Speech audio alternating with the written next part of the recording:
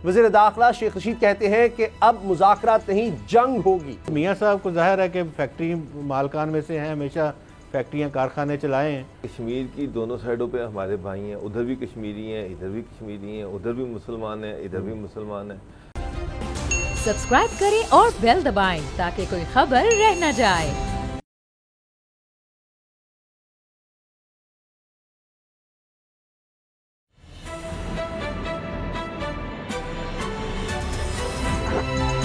अब पता चला। बिस्मिल्लाहिर्रहमानिर्रहीम, अस्सलाम वालेकुम। मैं हूं मोहम्मद उसामा गाजी और आप देख रहे हैं अब पता चला। 1 करोड़ नौकरियों के बाद सबसे दिलकश नारा जो तहरीक इंसाफ ने लगाया वो 50 लाख घरों की तामीर का नारा था। लेकिन सितम यह है कि 50 लाख तो रहे एक तरफ, फ्रॉड हाउसिंग स्कीमों ने आवाम के लिए घर बनाना नामुमकिन बना दिया है, बल्कि घर के ख्वाब दिखाकर शहरियों को लूटने का सिलसिला तेज हो गया है। खूबसूरत तस्वीरें दिखाकर अवाम को फंसाया जाता है और फाइलें थमाकर लाखों लूट लिए जाते हैं। प्लॉट सिर्फ कागजों में मिलते हैं, हकीकत में नहीं। और सितम बाला सितम ये कि पूरे पाकिस्तान में ये धंधा पूरे जोरों शोर से जारी है, जबकि जिम्मेदार इदारे ख्वाब गफलत की नींद सो रहे हैं। लेकिन मादरे वतन के दिफा के जहां तक हम बात करें तो कौम के मुहाफिज जाग रहे हैं, बल्कि दुश्मनों को हर महाज पर मुंह तोड़ जवाब भी दे रहे हैं। बलूचिस्तान में दहशतगर्दी की ताज़ा लहर के ताने बाने भारत से मिलते हैं। भारतीय एजेंसी रॉ ने कलदम BLA और TTP की फंडिंग तेज कर दी है। वज़ीर दाखिला शेख रशीद कहते हैं कि अब मुज़ाकरात नहीं, जंग होगी। दूसरी तरफ भारतीय आर्मी चीफ का नया बयान सामने आया है, जिसने दावा किया है कि LOC पर सीज फायर भारत ने ताकत के बलबूते पर कायम किया। इस झूठे और मज़क्का खेज बयान का तर्जमान पाक फौज ने फौरी और मुंह तोड़ जवाब दिया है। और DG ISPR की बात में वजन है कि LOC पर सीज फायर पर पाकिस्तान इसलिए रजामंद हुआ ताकि लाइन ऑफ कंट्रोल के दोनों तरफ बसने वाले कश्मीरियों के तहफ़्फ़ुज़ को यकीनी बनाया जा सके। हकीकत यह है कि वज़ीर-ए-आज़म के दौरा चीन से तवज्जो हटाने के लिए भारत ने कोशिशें तेज कर दी हैं। बलूचिस्तान में दहशतगर्दी की ताज़ा लहर और भारतीय आर्मी चीफ का बयान इसी सिलसिले की कड़ी लगती है। वज़ीर-ए-आज़म के दौरा चीन को लेकर भारत परेशान है। तज्ज़ियाकारों के मुताबिक वज़ीर-ए-आज़म ने यह दौरा करके एक तीर से 2 शिकार करने की कोशिश की है।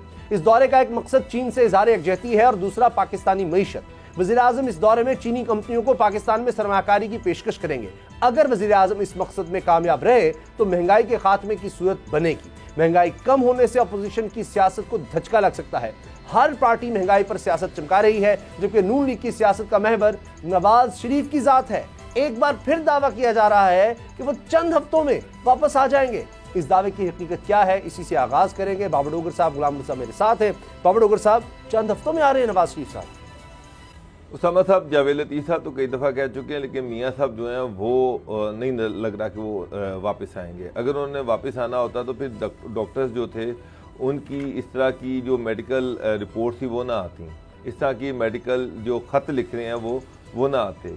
उसमें तो उन्होंने बड़ा क्लियरली लिखा कि जब तक इनके दिल की एंजियोग्राफी नहीं हो जाती ये तो एयरपोर्ट के करीब भी नहीं जा सकते, उसके पास भी नहीं फटक सकते। तो एयरपोर्ट पे सफ़र किस तरह से कर लेंगे एंजियोग्राफी के बगैर? और उनका जो आपको पता है दिल जो है वो उदास है, तनाव का शिकार है, ज़हनी तनाव का शिकार है। तो इस वजह से मुझे तो नहीं लग रहा ये सिर्फ जावेद लतीफ़ और ये जो यहाँ की लोकल लीडरशिप है वो अपने जो वर्कर्स हैं उनको पकड़ने के लिए कि वो कहीं दूसरी पार्टियों में न चले जाए। मैंने भी आपसे कहा था कि जहांगीर तरीन जो है उनका ग्रुप बड़ा एक्टिव हुआ हुआ है, पार्टी बड़ी एक्टिव हुई है, ये सारी पोलिटिकल पार्टीज एक्टिव हुई हैं और वो बार बार ये बात कह रहे हैं कि मियाँ साहब ने तो नहीं आना जी। अब मियाँ साहब ने उसामा साहब लिख दिया ख़त, एक और ख़त जो आया उसके बाद अटॉर्नी जनरल ने वो ख़त जो है वो होम सेक्रेटरी को भेज दिया कि इसके पे एक और मेडिकल बोर्ड बना दिया जाए। होम सेक्रेटरी अब हेल्थ सेक्रेटरी को कहेंगे बोर्ड बन गया और इसको एग्जामिन करें। अब इससे पहले जो खत आया और जो अब खत आया, उसामा साहब जो बोर्ड है वो कहता है कि जनाब एक डॉक्टर की ओपिनियन पे हम क्या कहें, एक लेटर पर क्या तो हम अपनी क्या इस पे सजेशन दें, क्या रिकमेंडेशन दें। जब तक लैब की मेडिकल रिपोर्ट्स उनके सामने नहीं आती उस वक्त तक वो किसी खत पे किसी ओपिनियन के ऊपर डॉक्टर अपनी हतमी ओपिनियन नहीं दे सकते। तो फिर वही बात होनी है, अल्टीमेटली डॉक्टर ने कहना है लैब रिपोर्ट्स भी जो आए और जो ये जो खत आया है इसकी अहमियत खत्म हो जानी है।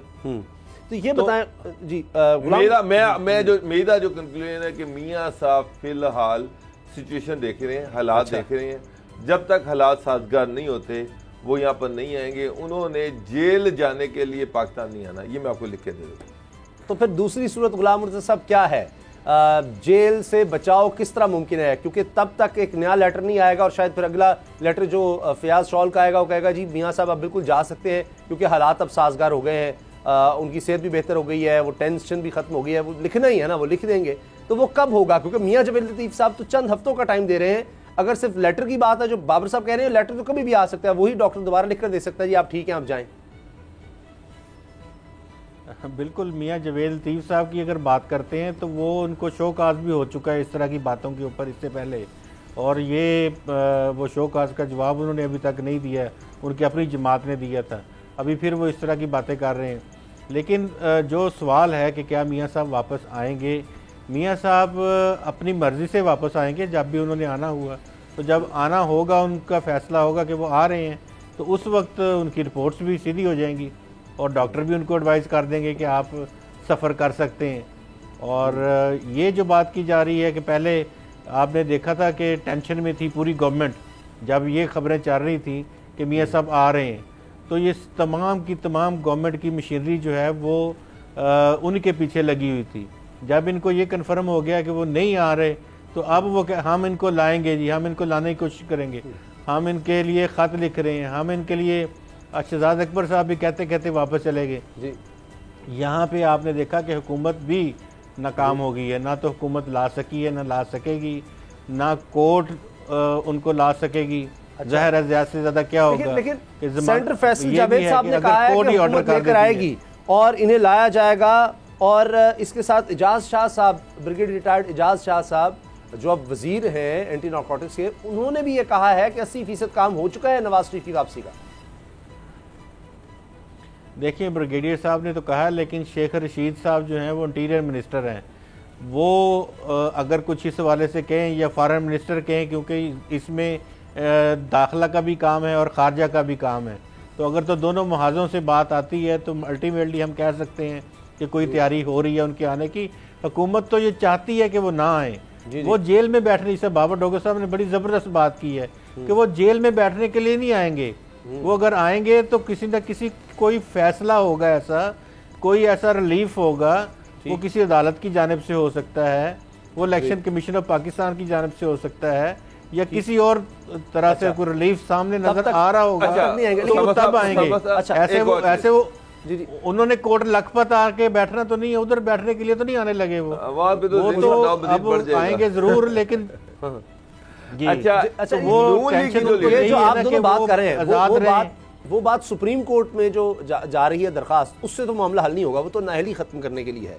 नाअहली खत्म होने से जो उनकी कन्विक्शन है वो एक अलग चीज है, वो तो नैब कोर्ट से हुई है, वो तो नहीं खत्म हो जाएगी। वो हाई कोर्ट में चल रहे हैं मुकदमा, तो जब तक वो नहीं खत्म होते, नाअहली जो ताउम्र ताहयात नाअहली है, वो तो उसको खत्म करना और एक टाइम टेन्योर फिक्स करना कि 5 साल के लिए ठीक है डिस्क्वालीफाई कर दें, तो वो तो इसलिए अब जो इशू है, मेरी नून लीग के काफ़ी लोगों से बात हुई है, अच्छी बड़ी लीडरशिप से बात हुई है, बहुत सारे बड़े होपफुल हैं कि जी अप्रैल तक ये गवर्नमेंट चली जाएगी और कुछ ना हो तो इमरान खान ने प्राइम मिनिस्टर नहीं रहना। वो इतनी कन्विक्शन के साथ ये बात करते हैं कि मैं हैरान रह गया कि मेरी कई लोगों से बात हुई, उन्होंने कहा जी कि अंदर की खबरें ये है कि खान साहब जो है ना वो अप्रैल तक नहीं होंगे, मई में खान साहब नहीं होंगे। अच्छा। चाहे किसी और की गवर्नमेंट हो जाए, पीटीआई के अंदर से कोई और आ जाएगा, लेकिन खान साहब नहीं होंगे। तो ये भी एक वजह है कि ये शायद समझ रहे हैं कि हो सकता है कि जो एक पेज पे रहने वाली बात थी वो इस तरह से है नहीं है जी, और आने वाले दिनों में खान साहब के लिए खासा टफ टाइम होगा। और अगर पीटीआई के अंदर से कोई इस तरह की बगावत होती है या इत्तेहादी जो है किसी और पे मान जाते हैं, तो हो सकता है कि पीटीआई खान साहब नीचे चले जाए, कोई और पीटीआई का हेड बन जाए और मियाँ साहब के आने का कोई चांस बन जाए। ये कोई इस तरह की चीज़ें जो हैं, ये सिर्फ नून लीग के लोग जो हैं वो ये सोच रहे हैं, बल्कि वो मीडिया में इस तरह की बातें कर रहे हैं। अच्छा। जनाब अप्रैल या मई में जो है ये गवर्नमेंट चेंज हो जानी है। अच्छा। और मियाँ साहब जो ये गवर्नमेंट चेंज होगी, मियाँ साहब जनाब वो पाकिस्तान की शेख रशीद साहब ने कहा 1 महीना गुजर गया है, 2 महीने मजीद अहम रह गए हैं, 3 महीने बड़े अहम हैं। इमरान खान सब इस तरह की स्टेटमेंट दे चुके हैं। लेकिन गुलाम साहब, हुसैन नवाज साहब ने जो इंटरव्यू दिया है उससे लगता है कि जैसे कोई पैनिक जरूर हुआ है। ये जो वीडियो सामने आई कि जी वो दौरा कर रहे हैं किसी फैक्ट्री का, वो तो जी 4-5 महीने पुरानी है, वो उन्होंने बुला लिया, वो मियां नवाज शरीफ साहब से दुआ करवाने के लिए उन्होंने बुलाया कि उनके बुजुर्ग हैं, उनके वालिद की जगह है, उनका आए जी हमारी फैक्ट्री देखें। उन्होंने कहा फैक्ट्री में तो वैसे ही वहाँ पर बड़ी सख्ती है, लोग नहीं होते, वबा वगैरह का कोई इतना मसला नहीं है, तो वो गए हैं, इसको ऐसी बना लिया और कहते हैं कि अब ये भाड़ में जाएं, हमने कोई इनको जस्टिफिकेशन नहीं देनी, कोई लेटर नहीं, कोई रिपोर्ट हम नहीं देंगे। साफ इनकार कर दिया, जो करना कर लो, हमने कोई रिपोर्ट नहीं देनी। तो इससे मैं सवाल ही करना चाह रहा हूँ कि कोई पैनिक है, अब इस वीडियो आने से कुछ पैनिक क्रिएट हुआ है नून लीग की सफों में, जिस वजह से हुसैन नवाज साहब को जस्टिफिकेशन देनी पड़ रही है? अगर मियाँ साहब से उन्होंने दम करवाना था और दम करवाया है तो यार हमें भी पाकिस्तान में लें, पाकिस्तान को भी उनके दम की ज़रूरत है, तो पाकिस्तान के ऊपर भी कोई दम शम करें। बात यह है कि जब ज़ाहिर है, एक तो अगर हम इसको दो प्राय में देख सकते हैं, एक है पर्सनल और एक पॉलिटिकल तो मैंने आपको बताया जो भी था, लेकिन अगर पर्सनली किसी के भी फादर के हवाले से कोई भी बात की जाती है, सेंसिटिव बात की जाती है, तो ज़ाहिर है उन्होंने खुद बयान नहीं दिया, उनको टॉक शो में कॉल किया गया, लिया, तो ज़ाहिर है उन्होंने फिर जो भी बन पड़ी बात वो उन्होंने की। लेकिन ये बात तो है कि वो 2-3 महीने पहले गए हों या 4 महीने पहले गए, उन्होंने दौरा किया उस फैक्ट्री का जी, और इंडस्ट्रियलिस्ट आप जानते हैं कि खेत में तो नहीं जाएगा, इंडस्ट्रियलिस्ट तो इंडस्ट्रीज में ही जाएगा, और जो किसान होगा वो खेतों के दौरे करेगा। तो मियाँ साहब को जाहिर है कि फैक्ट्री मालकान में से हैं, हमेशा फैक्ट्रियाँ कारखाने चलाए हैं, तो वहाँ पे भी वो देख रहे होंगे कि इसके साथ कोई इश्तराकत कैसी की जा सकती है। आप जानते हैं कि जद्दा में भी स्टील मिल लगाई थी मियाँ साहब ने, सही। और जब वो वहाँ पे थे तो इस तरह की वो कोई जॉइंट वेंचर देख रहे होंगे करने का। जो इसका पॉलिटिकल इसका इम्पैक्ट है, ये बार बार एक एक चीज़ को, उनकी एक हरकत को, कॉफ़ी के कप को, उनके बाहर निकलने को, उनका गोल्फ मैच देखने को, इस हुकूमत ने लोगों को रटा दिया है मियां नवाज शरीफ। अब आप ये देखें कि उनका ग्राफ कहाँ पे है और हुकूमत के वो लोग जो उनका नाम ले ले के बातें कर रहे हैं, उनका ग्राफ कहाँ पे चला गया है जी। कम से कम एक चीज़ तो ज़हन में रखनी चाहिए कि जो हालत मुल्क की मईशत की है, जो मुल्क के हालात हैं, उनमें इस दुश्मनी से बाहर निकल जाएं, कोई डिलीवरी की तरफ सोच लें, अच्छा, कोई अपना काम बता दें, कोई मुस्तकबिल की लाहेअमल जो है वो बता दें, कोई पेशबंदी कर दें कि हम ये कर रहे हैं, ये करेंगे। सिवाय तमाम की तमाम हुकूमती मिशनरी को नवाज शरीफ फोबिया है, और जब कोई मियाँ शहबाज शरीफ इधर उधर हरकत करते हैं फिर उनको शहबाज शरीफ फोबिया हो जाता है। तो इससे बाहर कौम को भी बाहर निकालें, इससे खुद भी ये बाहर निकले, थोड़ा अपवर्ड होकर सोचें थोड़ा, लेकिन ये क्या कर सकते हैं मुल्क के लिए। ये बातें, ये मशवरे मियाँ नवाज शरीफ के हवाले से, शहबाज शरीफ के हवाले से, दीगर जरदारी साहबों जितने भी हैं जिनके ऊपर करप्शन के इल्ज़ाम हैं, उनके हवाले से इमरान खान साहब को दिए जा चुके हैं, लेकिन इमरान खान साहब एक कदम पीछे हटने को तैयार नहीं है। अब जो आपने बात की है कि जी कोई मईशत बेहतर हो, उसी के लिए लगता है कि जी चीन का दौरा किया गया है।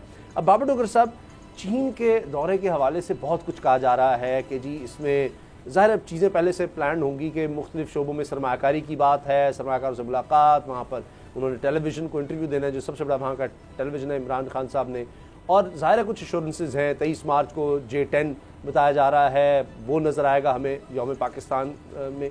लेकिन अब दिफा तो है ही है, लेकिन इसके अलावा जो सरमाकारी है, रिलोकेशन की बात हो रही है कि उनकी इंडस्ट्री यहाँ पर आकर लगे, क्या अगर ये हो जाता है, अगर तो कुछ ना कुछ तो ज़ाहिर अब गए हैं वहाँ, खुद वज़ीर ख़ज़ाना ने कहा जी हम चीन से मदद तलब करने जा रहे हैं, तो पहले चीज़ें तय हुई होंगी। ये तो नहीं होता कि इतना बड़ा अहम दौरा हो रहा है इतने अहम मौके पर और कुछ एश्योरेंसेस मिली होंगी तभी वो जा रहे हैं, कुछ चीज़ें सामने आएंगी।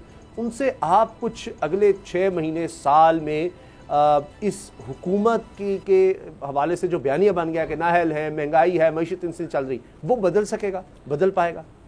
देखें उसामा साहब, इस गवर्नमेंट को अब साल ही रह गया, तकरीबन साल सवा साल कह सकते हैं। बिल्कुल। तो अगर ये इन्होंने अपना टेन्योर पूरा किया, अगर इन्होंने 5 साल पूरे किए तो सवा साल रहता है जी।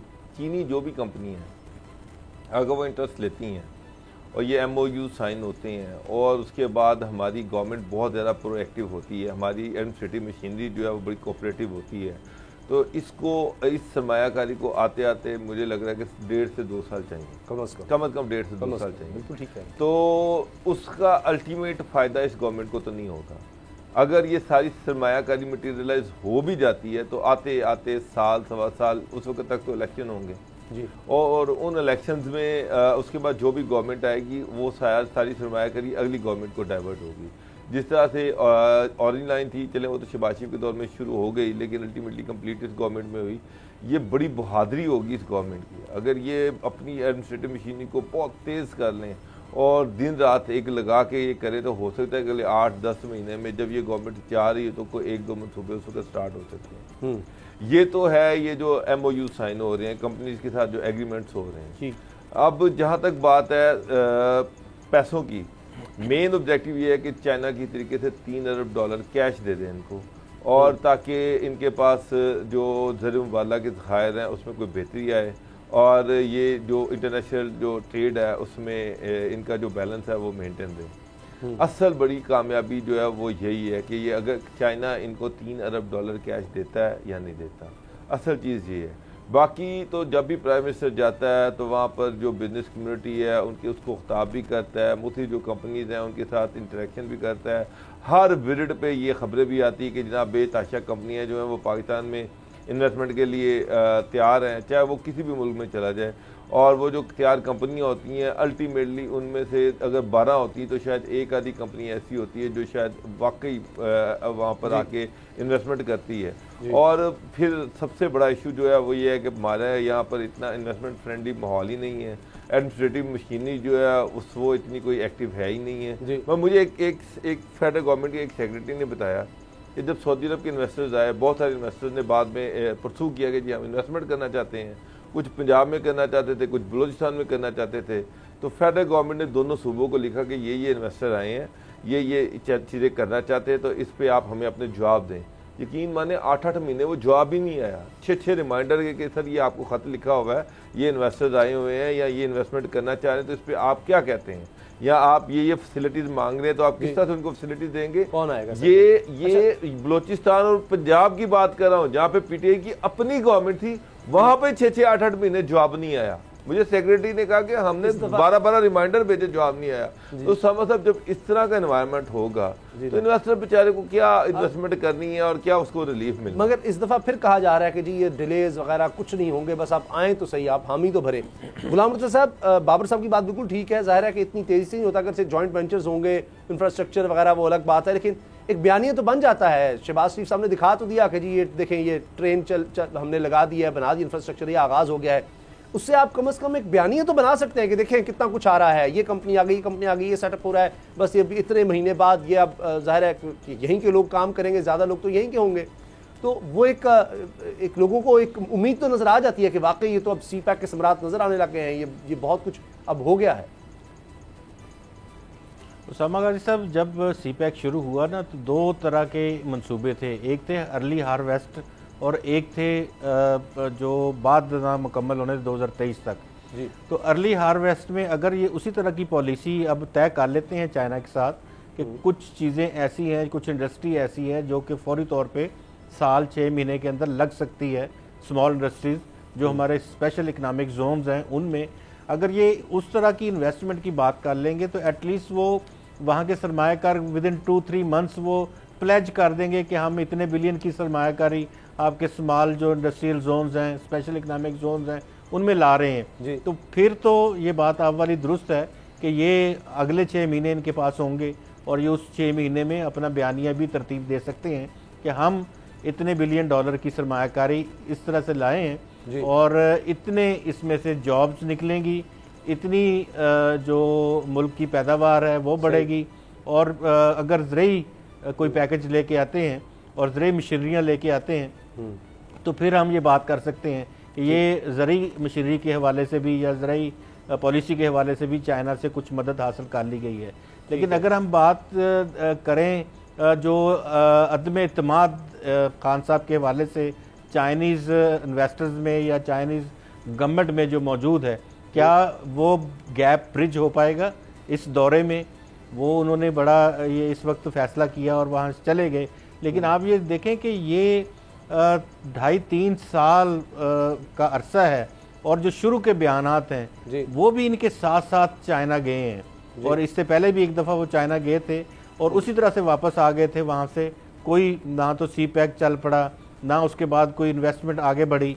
तो वो ये भी इन्होंने एक और दौरा भी किया था, लेकिन अभी आप ये दौरा जो है ये विंटर ओलंपिक्स के हवाले से अहमियत का हामिल है, क्योंकि दुनिया ने काफ़ी ममालिक ने बाइकआउट किया और पाकिस्तान वहाँ पे गया है जी। तो इस अंदाज में, लेकिन इसकी हमने पहले से खबरें चलाई कि $3 अरब जो है वो चाइना देगा, वो काजाकिस्तान देगा। काजाकिस्तान किधर से पैसे देगा? उसने कभी आपके साथ कोई इस तरह का पहले कोई आपको मुआहदा किया हुआ है? वो पैसे अब नहीं आप देने, वो रूसी से काजाकिस्तान और रशिया की सिर्फ ML1 और 2 में इन्वेस्टमेंट है, पैसे डायरेक्ट वो कैश नहीं देंगे। इन्वेस्टमेंट। अच्छा, 4 रोजा दौरा है तो खबरें आना शुरू हो जाएंगी जल्द ही कि क्या वहां से हासिल होता है, क्योंकि चीन को भी पाकिस्तान की जरूरत तो है गवादर के हवाले से। ब्रेक लेते हैं और ब्रेक के बाद बात करेंगे कि भारतीय आर्मी चीफ ने मौका पाते ही किस तरह का बयान दिया है, क्या वो इससे फायदा उठाना चाहता है। ब्रेक के बाद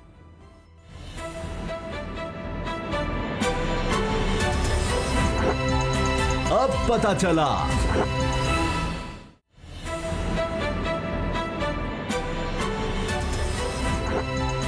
अब पता चला। एक तरफ हालिया वाक़यात बता रहे हैं पाकिस्तान में दहशतगर्दी फिर सर उठा रही है और बहुत बड़े बड़े हमले हो रहे हैं। FC हेडक्वार्टर पर आपने हमला देखा, उससे पहले पाक ईरान बॉर्डर पर आपने हमला देखा, बहुत ज़्यादा शहादतें हुई हैं, इसमें दहशतगर्द भी बड़ी तादाद में मारे गए। इसी दौरान में भारतीय आर्मी चीफ एक बयान दे देते हैं कि जी हमने LOC पर, लाइन ऑफ कंट्रोल पर जो सीज़ फायर है वो ताकत की बुनियाद पर कायम किया है। नहीं, इतने हम ताकतवर हैं कि हमने पाकिस्तान को दबा कर या पता नहीं किस तरह हमने उसको कहा कि जी ये अब यहाँ पर सीज़ फायर होना चाहिए। ये वो भारतीय आर्मी चीफ है जो भी हाल ही में कह रहा था कि जी हम तो सियाचिन से अब निकलने को तैयार हैं, लेकिन हमारी शर्त है जो जहाँ है उसी को तस्लीम कर ले, जिस तरह से आगे आए थे। अब गुलाम नबी साहब, ये इसकी टाइमिंग बड़ी अहम है। एक तरफ वज़ीर आज़म का चीन का दौरा है, पाकिस्तान में दहशतगर्दी इतनी ज़्यादा अचानक से हो रही है, उस दौरान में भारतीय आर्मी चीफ इस तरह की बात कर रहे हैं। एक तो वैसे ही मज़ाक़ा खेज़ भी है, अजीब भी है। उस पर DGISPR ने भी कह दिया है कि जी ये तो हम कश्मीर के दोनों तरफ की जो आबादी है उसकी खातिर हम इस तरफ गए हैं। तो ये जब इस तरह के बयान आता है तो फिर जाहिर है कि एक गुस्सा तो आता है कि जी एक तरफ अमन को अगर आप कमज़ोरी कहेंगे तो फिर शुरू कर देते हैं जी वही हालात, फिर ईंट का जवाब पत्थर से देना शुरू कर देते हैं। तो इसमें तो किसी को कुछ हासिल नहीं। हाल में वो जो चाय का लुत्फ लेने वाला शख्स था उसको ये भूल गए हैं, और उस दिन गिरने वाली जो इनके तैयारों की हालत थी उसको मेरे ख्याल में ये अभी याद नहीं रहा इस आर्मी चीफ को।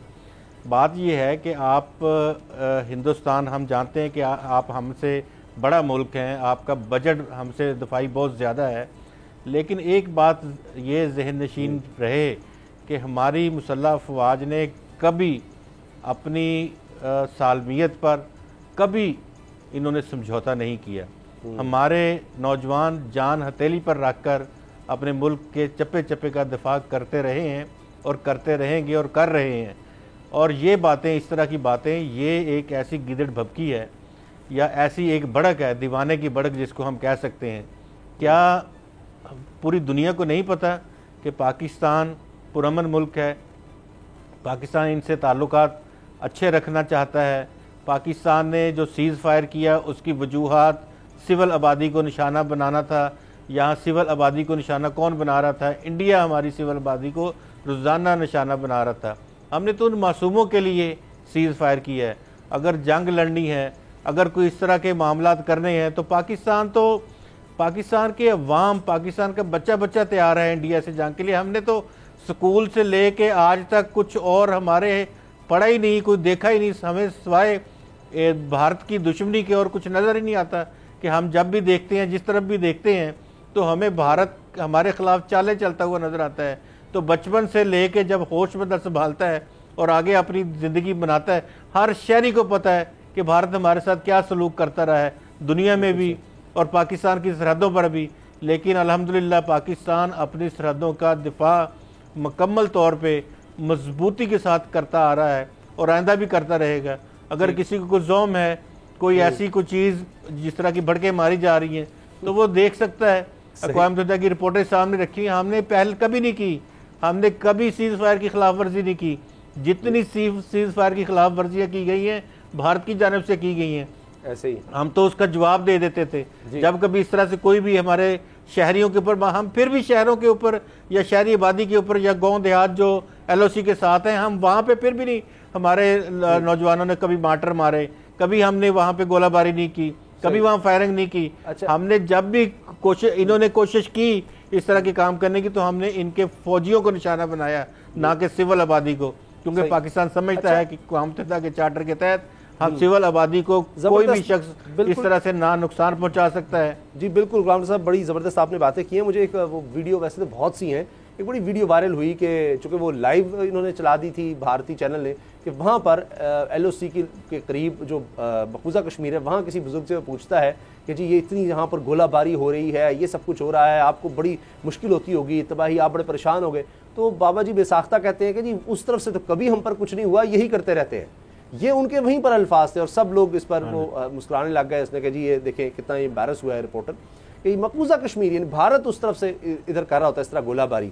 अब बाबर टोकर साहब, एक तो ये जो तारीख बताई है गुलाम साहब ने बड़ी ज़बरदस्त, कि एक 10 गुना मुल्क आपसे हो और उसने ये कहा, स्टेट पॉलिसी है कि हमने पाकिस्तान को ख़त्म करना है, भारत की स्टेट पॉलिसी है, इसके ऊपर कब्जा करना है, इसको ख़त्म करना है, पहले दिन से ही हमें बर्दाश्त नहीं है।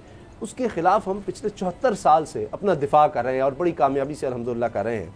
अभी हालिया एक रिपोर्ट भी आई कि ये बालाकोट पुलवामा के बाद जो सारा ड्रामा भारत ने किया कि जी ये गिराया गया, उससे भारत की साख तबाह हो गई है। ये इंटरनेशनल रिपोर्ट है, पाकिस्तान का उसमें लेना देना कोई नहीं, इंटरनेशनली भारत रुस्वा हो गया। अब ये उसको छुपाने के लिए है आर्मी, भारतीय आर्मी चीफ इस तरह कह रहे हैं जी देखिए हमने ताकत की बुनियाद पर सुपीरियर जनाब ये सीज फायर करवा दिया है, या वहाँ पर जो इनको मार पड़ रही है, यहाँ पर भी पड़ी, अभिनंदन वाला वाक़या गुलाम साहब ने कह दिया, जो चीन अब वहाँ पर आ गया लद्दाख में, और उनको ये मसला बन गया कि हज़ारों फौजी अब वहाँ पर अंगेज हो गए, इतनी सर्दी में डरते हैं जी, कुपन भी पहुँचाएँ, क्या करें। अब कह रहे हैं हम सियाचिन से भी जो 80 की दिहाई में इन्होंने वो महाज भी खोल दिया था, तो अब उससे भी वापस आने को तैयार हैं। एक तरफ खुद भागने को तैयार हैं और दूसरी तरफ इस तरह के बयानात और दहशतगर्दी में भी पीछे से इनका। देखिए उसामा साहब, इस तरह का घटिया और फजूल बयान भारतीय जर्नल ही दे सकता है, कोई और दुनिया के जर्नल इस तरह का बयान नहीं दे सकता कि जनाब सीज फायर इसलिए कि हम ताकतवर हैं, हमारे ताकत का नशा है और वो कमज़ोर हैं इसलिए वो हमसे सीज फायर कर रहे हैं। इशू ये है कि कश्मीर की दोनों साइडों पे हमारे भाई हैं, उधर भी कश्मीरी हैं, इधर भी कश्मीरी हैं, उधर भी मुसलमान हैं, इधर भी मुसलमान हैं। अगर भारत इधर गोलाबारी करता है तो हम क्या उसका जवाब दे के अपने ही लोगों को मारें? कश्मीर हमारा है, कश्मीरी हमारे हैं, उनके लोग शहीद होते हैं तो पाकिस्तानी परचम के तले होते हैं, वो 14 अगस्त को नारा लगाते हैं तो पाकिस्तान का लगाते हैं, वो पाकिस्तान क्रिकेट मैच जीते तो वो जश्न मनाते हैं। तो क्या हम अपने लोगों को ही मारना शुरू कर दें? जाहिर बात है कि हम अपने लोगों को नहीं मार सकते, हमारी मजबूरी है कि ना हम उसका जवाब दे सकते हैं गोलाबारी का। वो यहाँ पे हमारे सिविलियंस को मार रहे हैं, औरतों को मार रहे हैं, बच्चों को मार रहे हैं, किसानों को मार रहे हैं। आए दिन आप देखें सियालकोट सेक्टर में जिस तरह से अंधाधुंध, मैं खुद कई दफ़ा विजिट करके आया हूँ, वहाँ पे हर दूसरे घर में गोलियों के निशान है, हर घर में कोई ना कोई माजूर है। और उसका वजह ये है कि वहाँ पर जब दिल करता है अंधाधुंध फायरिंग शुरू कर देते हैं और उसके बाद वो एक्सपेक्ट करते हैं कि हम रिटेलिएट करेंगे। हम सिर्फ उनके फौजियों को टारगेट करते हैं, सिविलियन आबादी को टारगेट नहीं करते। अब इशू ये है कि पंजाब में जो सूरत हाल है, अब देखिए कि वहाँ पर भारत में से जो लोग आना चाहते हैं पाकिस्तान में, वो यहाँ पर आके अपने मजहबी मकामात की जो है वो उसको विजिट करना चाहते हैं, ये उनको वीज़ा नहीं दे रहे, ये उनको हरासा करते हैं। उसके बाद पंजाब में जो सिचुएशन है, बंगाल में जो सिचुएशन है, पूरे भारत में जो जिस तरह से अक़लियतों को टारगेट किया जा रहा है, मुसलमानों को टारगेट किया जा रहा है, सिखों को टारगेट किया जा रहा है, ईसाइयों को टारगेट किया जा रहा है, दलित को टारगेट किया जा रहा है। उसके बाद चाइना में जिस तरह से इनकी ठुकाई हुई है, उन्होंने ठुड्डे और मुक्के मार मार के इनके इतने फौजी जो हैं वो जहन्नम हासिल कर दिए समझ साहब। अब वो जो हजमियत उठानी पड़ी है उसका बदला ये है कि जनाब पाकिस्तान के साथ जो सीज़फायर हुई है उसमें ये अपनी आवाम को खुश करने के लिए नरेंद्र मोदी जो जनूबी जो हिंदू हैं उनका सरबराह है, उसको खुश करने के लिए भारतीय आर्मी चीफ इस तरह की स्टेटमेंट्स दे रहे हैं। हकीकत सबको पता है, हकीकत उनको भी पता है, हकीकत हमारे लोगों को भी पता है कि पाकिस्तान कभी इन कश्मीरियों को टारगेट नहीं कर सकता। वो हमारे भाई हैं, हम हमारी बहनें हैं, हमारे बच्चे हैं। ये तो सवाल ही नहीं पैदा होता कि जो कलमा गाँव जो पाकिस्तान के नारे लगाते हों हम उनको टारगेट कर दें। तो अगर भारत ये चाहता है कि हम रिटेलिएट करेंगे इस तरह की स्टेटमेंट दे के और वो ये साबित करेगा कि भारत को बर्तरी है, तो जिस तरह से गुलाम मुर्तज़ा साहब ने कहा कि फिर आ जाए मैदान में आ जाए, जो उसका अभिनंदन का जो हाल हुआ था वो सबके सामने है।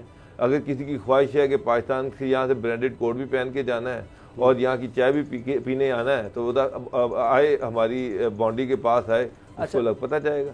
अब ये जो बयानात हैं ये बहुत बड़ी रुकावट बन जाते हैं गुलाम साहब। अभी मियां मंशा साहब, एक जो ब्रिटिश बॉडी है, पाकिस्तान ब्रिटिश बॉडी, उसके लिए उनको नामजद किया गया, वो बने और उन्होंने भी ख्वाहिश का इजहार किया। पाकिस्तान के बहुत बड़े इंडस्ट्रियलिस्ट हैं, तो सिर्फ इंडस्ट्रियलिस्ट नहीं, एक टाइकून कहेंगे उनको, और बाज़ जगहों पर में फ़ौज में पाकिस्तान की मीरतीन शख्सियत भी उनको कहा जाता है। तो उन्होंने कहा कि जी ये भारत के साथ हालात ठीक हो जाएं तो बस सब कुछ ठीक हो जाएगा, 1 महीने के अंदर अंदर जनाब मोदी भी यहाँ पर आ जाएगा और ब्लैक चैनल पे सब कुछ चल रहा है। मैं आपको बता रहा हूँ ये बहुत ज़रूरी है, लड़कर क्या फ़ायदा, हमेशा कोई दुश्मनी नहीं रहती। लेकिन जब इस तरह के बयानात आएंगे तो फिर मुश्किल हो जाता है आगे बढ़ना। ऑन व्हाट कॉस्ट हम ताल्लुकात रखें? हमें तो ये नहीं समझ आती कि हमारे जो पैसा हमारे अवाम से कमाते हैं, इधर से सेठ बने हैं, इधर से रुपया कमाया है, वो बातें भारत की करते हैं, उनकी बोली बोलते हैं। यार खुदा के लिए, हम एक कौम है, हमें इस तरह से जलील ना करें जिस तरह की बातें करके कि उनको हम सुलह कर लेंगे तो यहाँ दूध और शहद की नहरें बह जाएंगी। किस कीमत पर करेंगे ये सारी चीज़ें? ऐसे नहीं होता। ये आपने अगर कुछ चीज़ डिसीजन लेना है स्टेट लेवल के ऊपर, रियासत के पीछे अवाम खड़ी है, हमारे तमाम अदारों के पीछे अवाम खड़ी है, आप डिसाइड करें। हमने तो अभी जो हमारी सिक्योरिटी पॉलिसी है, नेशनल सिक्योरिटी पॉलिसी, उसमें भी हमने अमन की बात की है, हमने इनके साथ दोस्ती की बात की है। लेकिन किस इस तरह के बयान दे के, ये तो वो चीज़ है कि हम जो इनिशिएटिव लेते हैं उसको पॉजिटिव लेने की बजाय इस तरह की बातें की जाती हैं। क्या फोर्सेस के दिल नहीं है? क्या जो हमारे नौजवान शहीद होते हैं उनके दिल नहीं है? क्या राह ने जो गुज़िश्ता रोज़ दहशतगर्दी की है उसमें हमारे बच्चे शहीद नहीं हुए, हमारे ऑफिसर शहीद नहीं हुए? तो क्या हम कहाँ जाएं, क्या करें? किस तरफ लेके जाना चाहता है भारत? इस खित्ते को आग की तरफ लेके जाना चाहता है। अगर जंग हुई तो ये मैं यकीन से कहता हूँ कि ये जंग एटमी जंग में तब्दील होगी। अच्छा। ये जंग इनसे इस तरह से नहीं होगी। ये जो अभी इन्होंने एक एपिसोड देखा, अगर वो एपिसोड थोड़ा सा और बढ़ जाता और एक्सकलेशन हो जाती, फिर क्या होना था? डेफिनेटली फिर यही होता है कि हम कहते हैं दिल्ली निशाने पे है, वो कहते हैं लाहौर निशाने पे है। ये चाहते हैं ये लोग, इस तरह नहीं है। अगर आपने बात करनी है के तौर पे पहले बिल्कुल सही है। चले गुलाम साहब, आपने बड़ी अच्छी गुफ्तगू की है, मुझे लेकिन ब्रेक लेनी है और ब्रेक के बाद आपको बताएंगे कि किस तरह जाली हाउसिंग सोसाइटियाँ पाकिस्तानियों को लूट रही हैं, किस तरह से कारोबार हो रहा है, किस तरह फ्रॉड किए जाते हैं, लोग कितने परेशान हैं। ब्रेक के बाद बताते हैं।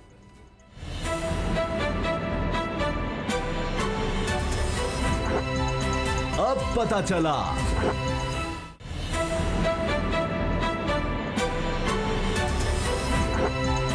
अब पता चला। जाली हाउसिंग सोसाइटियां पाकिस्तान में एक बहुत बड़ा मसला है। करोड़ों घरों की ज़रूरत है। हर ख़ानदानी चाहता है कि उसको कोई घर मिल जाए, छत मिल जाए। उसके लिए अपनी सारी उम्र की जमा पूंजी वो इकट्ठी करते हैं कि अच्छा किसी तरह से कोई प्लॉट मिल जाए, फिर पता नहीं किस तरह हम घर बनाएंगे, क्या करेंगे, कोशिश होती है। और फिर क्या होता है कि वो ये सोचते हैं कि पता नहीं, जब हम पैसे जमा करते हैं कीमतें और बढ़ जाती हैं, तो चलो कोई प्लॉट इस तरह से मिल रहा है, किस्तों में ले लेते हैं, कुछ ना कुछ चले, कुछ अरसे बाद, कुछ सालों के बाद बन जाएगा। अब यहाँ पर एक बहुत बड़ा माफिया, एक फ्रॉड करने वाले वो इसमें आ जाते हैं, क्योंकि इससे बड़ा काम ही कोई नहीं है कि जाली किसी तरह से आप हाउसिंग सोसाइटी शुरू कर दें, लोगों के पैसे हड़प कर जाएं। पूरे पाकिस्तान में ये काम हो रहा है।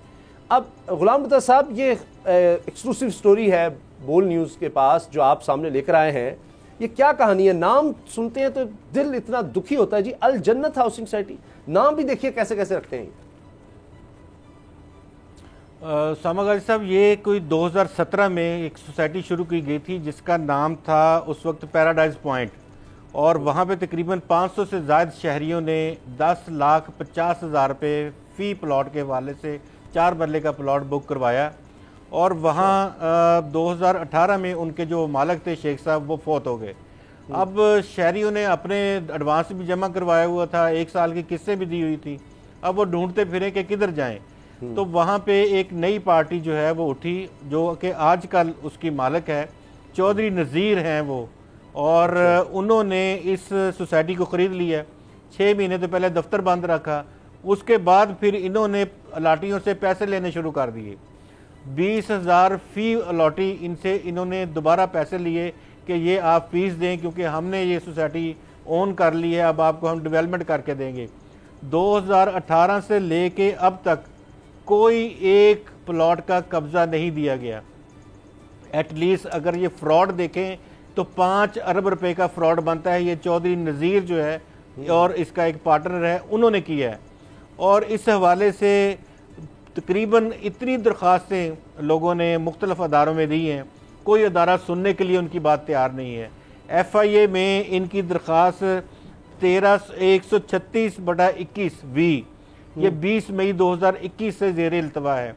FIA ने अपने कोई उनके सब इंस्पेक्टर हैं मियां इरफान साहब, उनको दे दिया है कि इनको देख लें, और उनकी सुना है कि मुलाकातें उनकी हो रही हैं सोसाइटी के मालकान से, लेकिन काम वहाँ पे कोई नहीं हो रहा। और यहाँ इसमें जो लोग हैं, यकीन माने सफ़ेद पोश लोग हैं, फौज से रिटायर लोग हैं, आम शहरी हैं, और वो लुट गए हैं। और कभी वो रजिस्ट्रार ऑफिस जाते हैं, DC ऑफिस जाते हैं, ना डिप्टी कमिश्नर ऑफिस से कुछ सुनता है, ना सर्कल रजिस्ट्रार से कुछ सुनता है, ना FIA में कुछ सुनता है। और ये अब लोग जो हैं इस हद तक तंग हैं कि वो ढूंढ रहे हैं इन मालकान को कि हम उन्हीं को पकड़ लें, लेकिन उनको हर शख्स यहाँ का फैसिलिटेट कर रहा है। मैं आपको इन लोगों की बात तो बता रहा हूँ। जी, ये सोसाइटी लतरार रोड के ऊपर वाक़या है। अच्छा, इनसे मैंने बात की, मैंने कहा आपका मौक़िफ़ लेना है।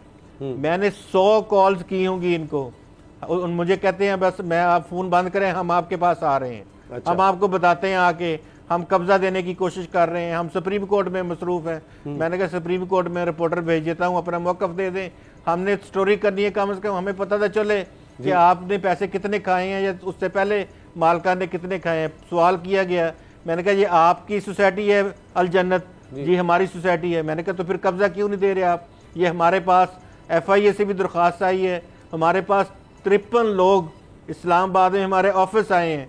उन्होंने कहा आप हमें जहाँ मर्जी इकट्ठा कर लें, जहाँ आप बताएं हम पहुँच जाते हैं, हमें प्लॉट दिलवा दें, अगर प्लॉट नहीं देते हमें पैसे दिलवा दें।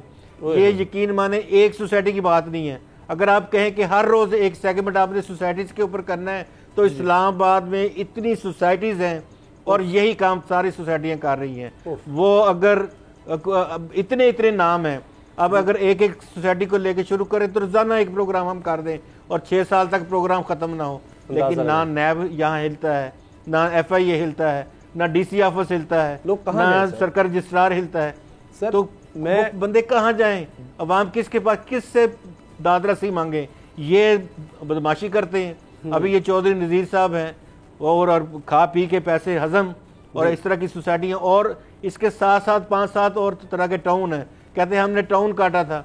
अगर भाई टाउन काटा था तो दे दो ना लोगों को, क्यों ज़मीन आपने सोसाइटी खरीद ली, उनसे पैसे भी ले लिए, वो तो मर गया जो बंदा गया था। इसी तरह का एक फातिमा टाउन है, उसकी उससे बड़ी कहानी है, इतने मुतासरीन है जिसकी इंतहा नहीं है, लेकिन कोई सुनने वाला नहीं है। DC ऑफिस भी नहीं सुनता, सरकार रजिस्ट्रार भी नहीं सुनता। ये कलमिया है कि इमरान खान साहब कहते हैं जी हमने करप्शन का खात्मा करना है, माफियाज का खात्मा करना है, तो इस तरफ उनकी कोई तवज्जो नहीं। वो कहते हैं जी ऊपर बस वो जो अपोजिशन है वो बैठे, वो ठीक कर लेंगे, उनको पकड़ लेंगे तो हो जाएगा।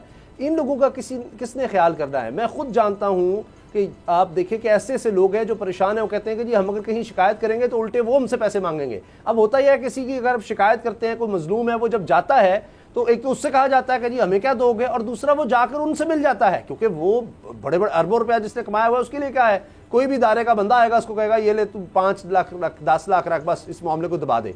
वो 10 साल दबाई रखेगा, उसको क्या है, वो हर महीने जाकर कोई भत्ता वहां से उससे भी ले लेगा, कुछ पैसे ले लेगा।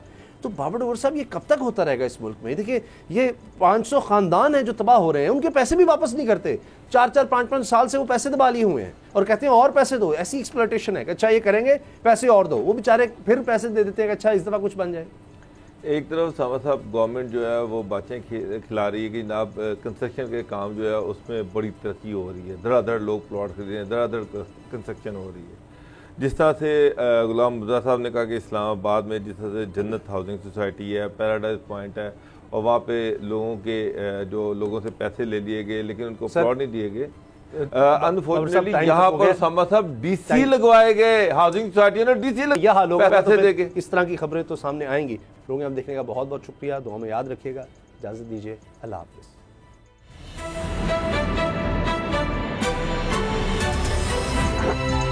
अब पता चला। सब्सक्राइब करें और बेल दबाएं ताकि कोई खबर रह न जाए।